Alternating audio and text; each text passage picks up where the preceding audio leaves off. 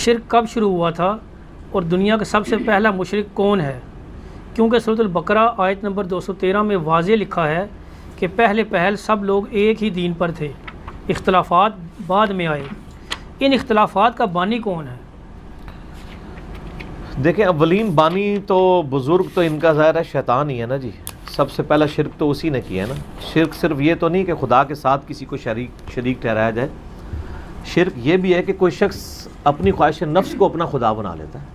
سورۃ الجاثیہ میں آیا نا، افرائیت من اتخذ الہہ ہوا، بھلا اس شخص کو دیکھا جس نے اپنی خواہش نفس کو اپنا خدا بنا لیا۔ تو خواہش نفس کی پیروی خدا کے مقابلے پر یہ شرک ہے۔ اب وہ کسی بھی شکل میں ہو سکتی ہے۔ قصہ آدم اور ابلیس قرآن پاک میں 7 دفعہ ذکر ہوا ہے، جس میں اللہ تعالیٰ نے بتایا ہے کہ شیطان اللہ تعالیٰ کے ساتھ اکڑا ہے، نافرمان۔ اس نے اللہ کے ساتھ ڈائریکٹلی تو کسی کو شریک نہیں ٹھہرایا، لیکن اللہ کے حکم کے ساتھ اپنی مرضی کو شریک ٹھہرایا نا۔ اللہ نے حکم دیا کہ آدم کو سجدہ کرو، تو اس نے سجدہ کرنے سے انکار کیا۔ یہاں پہ بھی کوئی کہہ سکتا ہے کہ اس کو بات سمجھ نہیں آئی، تو اللہ تعالیٰ نے پھر اس سے پوچھا کہ تمہیں کس چیز نے منع کیا ہے کہ تم اس کو سجدہ نہ کرو جسے میں نے اپنے ہاتھوں سے بنایا ہے؟ تو کہنے لگا کہ تو نے اسے مٹی سے پیدا کیا ہے اور مجھے آگ سے، میں اس سے بہتر ہوں۔ ٹھیک ہے، تو اللہ تبارک و تعالیٰ نے پھر اسے مردود بارگاہ کر دیا۔ یہاں پہ اس نے اپنی خواہش نفس کی پیروی کی۔ سر لوگ تو کہتے ہیں نا ہمیں شیطان گمراہ کرتا ہے۔ ایک چیز ایسی ہے جو شیطان سے بھی اوپر ہے، خواہش نفس کی پیروی۔ اس نے شیطان کو بھی گمراہ کیا ہوا ہے۔ تکبر، شیطان کو گمراہ کیا ہے۔ صحیح مسلم میں حدیث ہے، جس کے دل میں رائی کے دانے کے برابر بھی تکبر ہوا وہ جنت میں نہیں جائے گا۔ تو صحابہ کرام فوراً کاؤنٹر کوشچن کر لیتے تھے، یا رسول اللہ بعض اوقات ہماری خواہش ہوتی ہے کہ ہمارے کپڑے اچھے ہوں، ہماری جوتیاں اچھی ہوں، کہیں یہ تکبر تو نہیں؟ تو آپ نے فرمایا اللہ بھی خوبصورت ہے اور خوبصورتی کو پسند فرماتا ہے۔ تکبر یہ نہیں کہ تم اچھے کپڑے پہنو یا اچھے لباس یا جوتیاں پہنو، بلکہ تکبر یہ ہے کہ تم حق بات سے اناد کر دو، ضد کی وجہ سے سچائی پتہ چلے چھوڑ دو۔ کسی کو قرآن کی توحید پتہ چلی، روگردانی کر لی۔ بخاری مسلم میں نماز کا طریقہ پتہ چلا، ضد اور ہٹ درمی کی وجہ سے نہیں کیا کہ میرے بزرگوں ہٹ درمی پہ اڑ گئے۔ حق سے اناد کرو۔ اور دوسری بات فرمائی کہ دوسروں کو حقیر سمجھو۔ دوسروں کو حقیر سمجھائیں، ایک تو ہے کہ میں اچھے کپڑے پہنوں، کوئی مسئلہ نہیں، لیکن ان کپڑوں کی بنیاد پہ میں غرباء کو حقیر سمجھنا شروع کر دوں، ان سے نفرت کروں، میرے ساتھ کو ٹچ کر جائے مجھے نفرت ہو جائے۔ اسی لیے تو دیکھیں نا آپ کی عقل اللہ نے کیسے توڑی ہے کہ نماز میں پاؤں سے پاؤں ملانا ہوتا ہے، اور کندھے سے کندھا، ہائے ہائے کندھے سے کندھا۔ آپ کے ساتھ آ کے بعض اوقات کو مزدور بھی کھڑا ہو جائے گا۔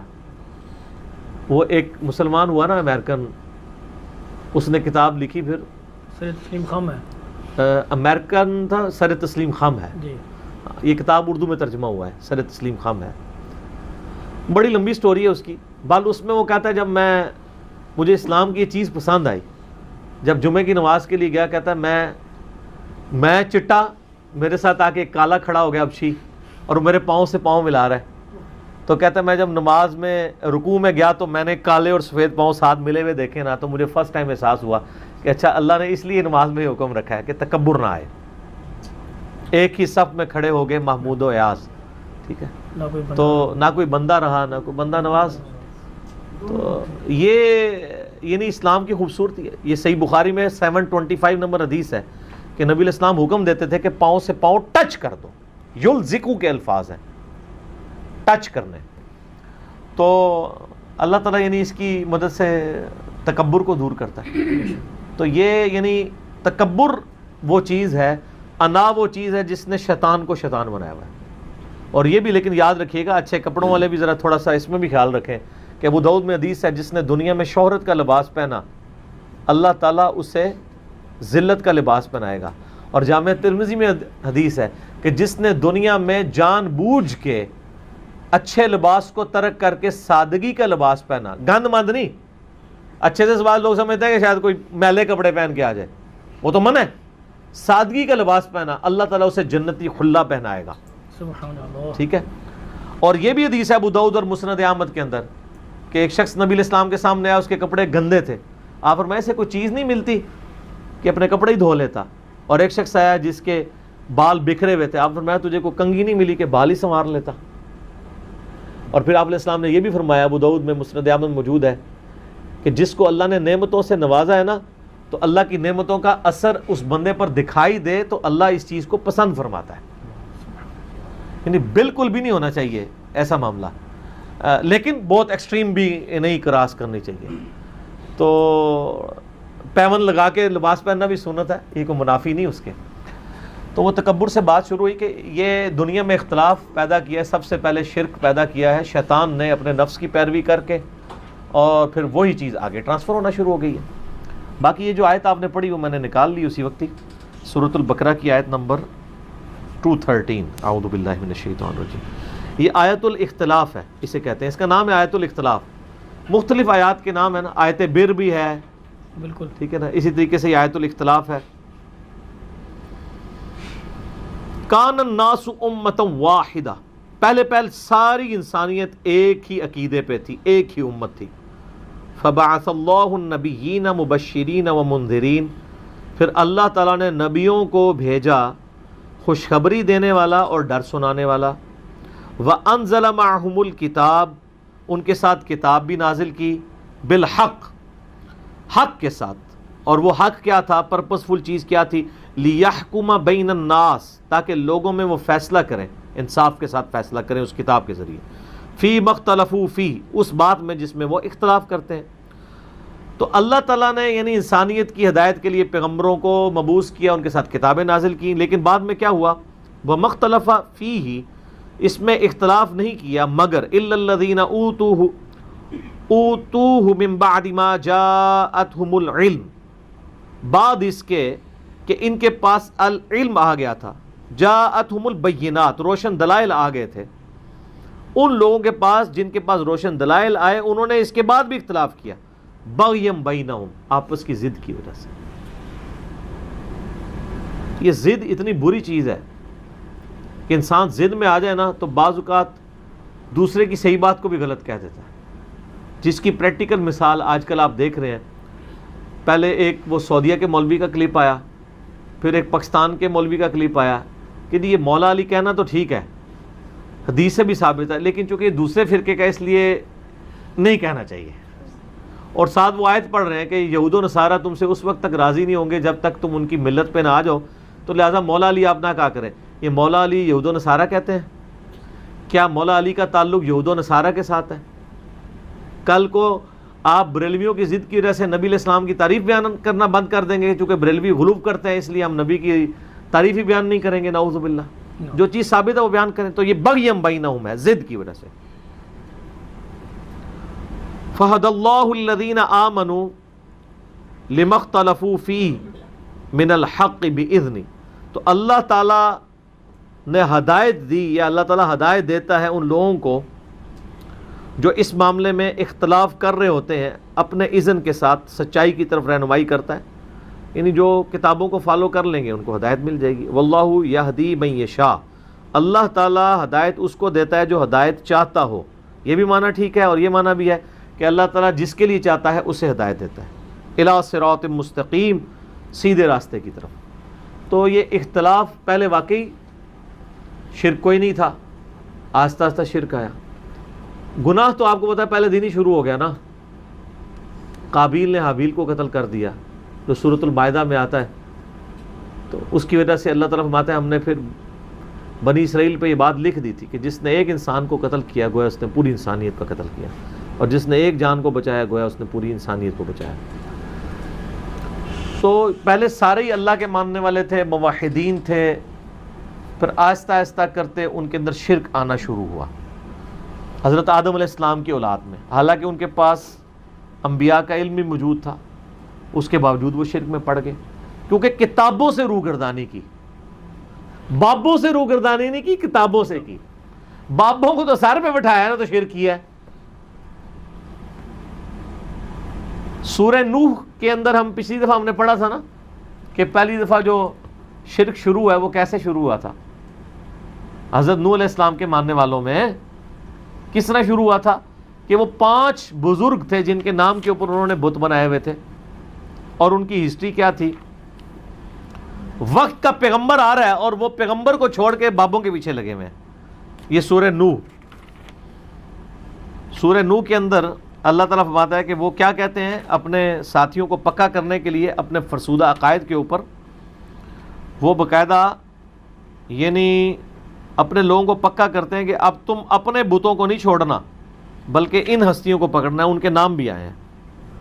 ٹھیک ہے جی. وہ کہنے لگے وقالوا، یہ سورہ نوح آیت نمبر 23 اور 24. وقالوا لا تذرن آلہتکم، وہ کہنے لگے مت چھوڑنا اپنے آلہہ کو.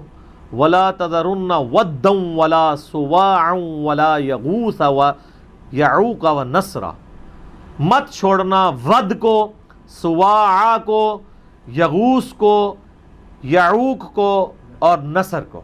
یہ 5 ان کے بت تھے جو انہوں نے بنائے ہوئے تھے. اس میں دیکھیں ایک تو آپ کا بھی ہے یغوث، غوث، یہ یہاں بھی استعمال ہوتا ہے، مددگار مانتے ہوں گے نا وہ.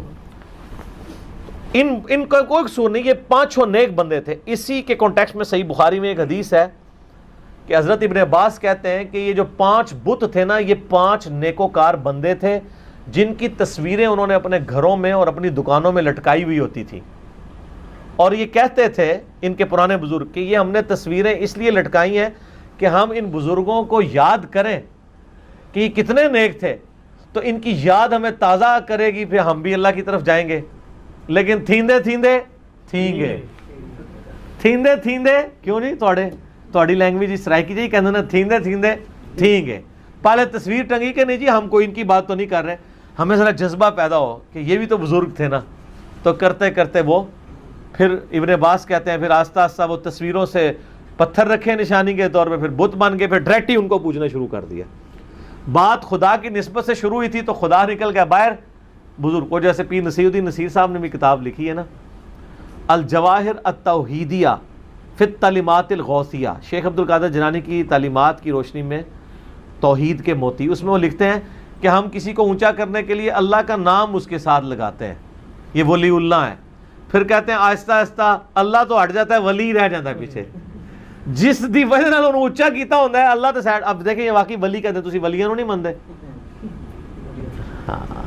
ولی رہ جاتا ہے، اللہ نکل گیا بچوں. اس کائنات میں بڑے سے بڑے بھی کوئی ہستی ہے، اس کا احترام کس کی وجہ سے ہے؟ اللہ کی وجہ سے. جامعہ ترمذی میں حدیث ہے اللہ سے محبت کرو کہ اس نے تمہیں نعمتوں سے نوازا ہے، وہ ہے سب کچھ کرنے والا. مجھ سے محبت کرو اس لیے کہ میں اس کا پیغمبر ہوں، اور میرے اہل بیت سے محبت کرو کہ ان کی نسبت میرے ساتھ ہے. یعنی اہل بیت ہوں، صحابہ ہوں، اولیاء اللہ ہوں، فرشتے ہوں، انبیاء ہوں، ان کی محبت کس وجہ سے ہے؟ اللہ کی وجہ سے. اللہ ہی نکل گیا تو بزرگوں کو کیا کرنا ہے؟ چاٹنا ہے خالی.